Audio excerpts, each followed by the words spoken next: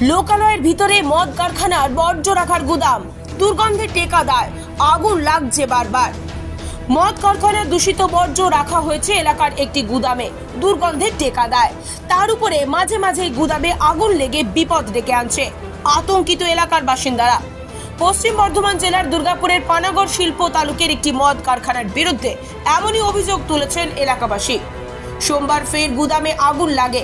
প্রতিবাদী তারা পানাগড় দুবরাজপুর রাজ্য সড়ক অবরোধ করে বিক্ষোভ দেখান। ব্যাপক যানজট হয়। দীর্ঘ চেষ্টার পরে পুলিশ গিয়ে পরিস্থিতি স্বাভাবিক করে। কাঁকসার ডোমরা গ্রামের বাসিন্দাদের অভিযোগ, প্রায় 1 মাস ধরে এমন ভোগান্তির মুখে রয়েছেন তারা। এই বিষয়ে প্রশাসনকে লিখিতভাবে বহুবার জানিয়েও কোনো সমাধান হয়নি। দূষিত গন্ধে এলাকার মানুষজন অসুস্থ হয়ে পড়ছে। অন্যদিকে গুদামে বারবার আগুন লাগছে, যার ফলে এলাকার মানুষ আতঙ্কিত হয়ে রয়েছে। দমকল বিভাগ থেকেও মদ কারখানার কর্তৃপক্ষকে বারবার এ বিষয়ে প্রয়োজনীয় ব্যবস্থা নিতে বলা হয়েছে। অভিযোগ, কারখানা কর্তৃপক্ষ কোনো রকম কর্ণপাত করেনি।